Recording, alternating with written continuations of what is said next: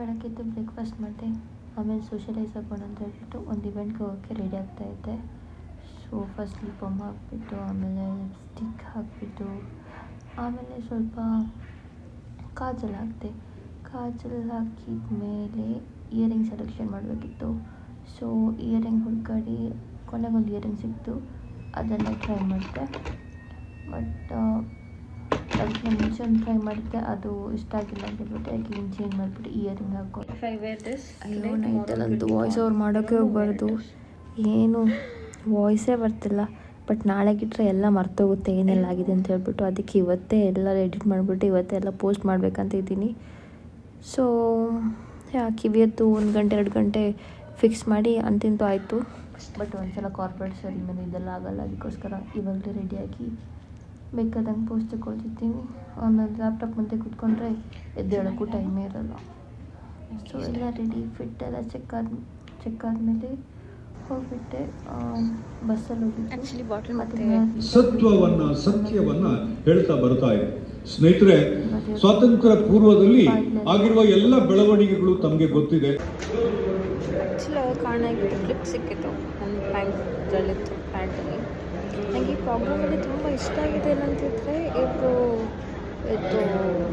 ಹೇಳಿದರು, ಏನಂತಿದ್ರೆ ಹೆಣ್ಮಕ್ಳು ಯಾವ ಥರ ಶೋಷಣೆಗೆ ಒಳಗಾಗ್ತಾರೆ, ಅವ್ರದ್ದು ಇದು ಯಾವ ಥರ ಮುಂದೆ ಬರಬೇಕು ಆ ಥರ ಎಲ್ಲ ಹೇಳಿದ್ರು. ಸೊ ಅದು ಟಾಪಿಕ್ ನನಗೆ ತುಂಬ ಇಷ್ಟ ಆಯಿತು. ಅದೊಂದು ಜಸ್ಟ್ ಒಂದು ರೆಕಾರ್ಡ್ ಮಾಡಿಲ್ಲ. ಅದು ಬಿಟ್ಟರೆ ಬೇರೆ ಮಾತಾಡ್ತಾ ಇದ್ದಾರೆ.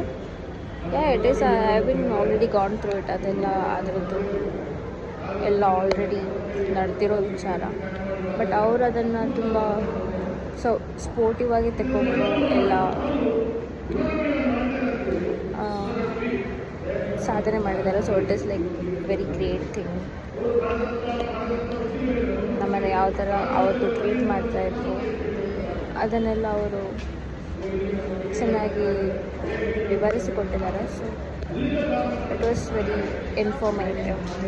ಬಟ್ ರಿಯಲ್ ಪ್ರೋಗ್ರಾಮ್ ಸ್ವಲ್ಪ ಮಿಡ್ಲಲ್ಲಿ ಸ್ವಲ್ಪ ರೀಲ್ಸ್ ಮಾಡೋಕ್ಕೆ ಟ್ರೈ ಮಾಡಿದೆ. ಬಿಕಾಸ್ ಭಾಷಣ ಕೇಳಿ ಸಿಗೋದಾಗ ಹೋಗ್ಬಿಟ್ಟು ಬಟ್ ಯಾವುದು ಇನ್ಫಾರ್ಮೇಟಿವ್ ಆಗಿ ಇರಲಿಲ್ಲ ಅಷ್ಟೊತ್ತರೆಗೆ. ಸೊ ರೀಲ್ಸ್ ಮಾಡೋಕ್ಕೆ ಸ್ಟಾರ್ಟ್ ಮಾಡಿದೆ.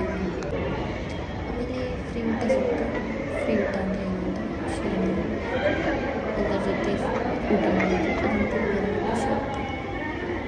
ಸೊ ಯಾವ ಊಟನೂ ಮಾಡಿದೆ, ಏನೆಲ್ಲ ಐಟಮ್ಸ್ ಇತ್ತು, ಸೌತ್ ಇಂಡಿಯನ್ ಬ್ಯಾಂಗ್ಳೂರಿನ ಫುಡ್ಡಲ್ಲಿ ಏನೆಲ್ಲ ಐಟಮ್ಸ್ ಇರುತ್ತೆ ಅದೆಲ್ಲ ಇತ್ತು. ಪಾಯಸ ಅಂತ ನಾರ್ಮಲ್ ಪಾಯಸ ತಿನ್ನಲ್ಲ, ಬಟ್ ಇವತ್ತು ತಿನ್ಬೇಕು ಅನ್ನಿಸ್ತು. ಸೊ ತಿಂದೆ. ಸೋಷಲೈಸ್ ಆಗೋಣ ಅಂತ ಹೋಗಿದ್ದು, ಬಟ್ ಯಾರ ಜೊತೆನೂ ಮಾತಾಡೋಕ್ಕೆ ಆಗಿಲ್ಲ. ಸುಮ್ಮನೆ ಹೋದೆ. ಬಟ್ ಇನ್ಫಾರ್ಮೇಟಿವ್ ಆಗಿತ್ತು. ಊಟ ಮಾಡ್ತಾ ಬಂದೆ. ಅಲ್ಲಿ SCB TSPಗೆ ಮೀಸಲಿಟ್ಟ ಹಣ 42,000 ಕೋಟಿ. 42 ರೀಲ್ಸ್ ಮಾಡೋಕ್ಕೆ ಟ್ರೈ ಮಾಡಿದೆ, ಬಟ್ ಆಗಿಲ್ಲ. ಬಟ್ ಟ್ರೈ ಅಂತೂ ಮಾಡಲೇಬೇಕಲ್ವ. ಸೊ ಟ್ರೈ ಮಾಡಿದೆ. ನೆಕ್ಸ್ಟ್ ವಾಪಸ್ ನೀರಿಗೆ ಇಳಿಯೋಕೆ ಹೋದೆ. ಸ್ವಲ್ಪ ಹೊತ್ತು ನೀರಿಗೆ ಇಳಿದಾದ್ಮೇಲೆ ಆಬ್ವಿಯಸ್ಲಿ ಕಾಲಿಗೆಲ್ಲ ಸ್ಯಾಂಡ್ ಆಗುತ್ತೆ. ಸೊ ಅಯ್ಯೋ ಎಷ್ಟು ದೂರ ಹೋಗ್ತಿದ್ದೀನಿ, ವಾಯ್ಸ್ ಓವರ್ ಮಾಡೋಕೆ ಕಷ್ಟ ಆಗ್ತಿದೆ. Okay fine. ಸ್ವಲ್ಪ ಹೊತ್ತು ನಿಂತ್ಕೊಂಡೆ ಅಲ್ಲಿ. ನೆಕ್ಸ್ಟು ವಾಪಸ್ ಬಂದೆ, ಹೋಪಿಂಗ್ ವಿಡಿಯೋ ಚೆನ್ನಾಗಿ ಬಂದಿರ್ಬೋದು ಅಂತ ಹೇಳ್ಬಿಟ್ಟು. ನೆಕ್ಸ್ಟ್ ಸನ್ಸೆಟ್ ನೋಡ್ಕೊಂಡು ಕೂತ್ಕೊಳ್ತಿದ್ದೆ. ಒಂದು 5-10 ನಿಮಿಷ ಆ ಥರ ಹೋಯಿತು. ಗಾಳಿ ಮಾತ್ರ ಸಖತ್ತಾಗಿ ಬರ್ತಾಯಿತ್ತು.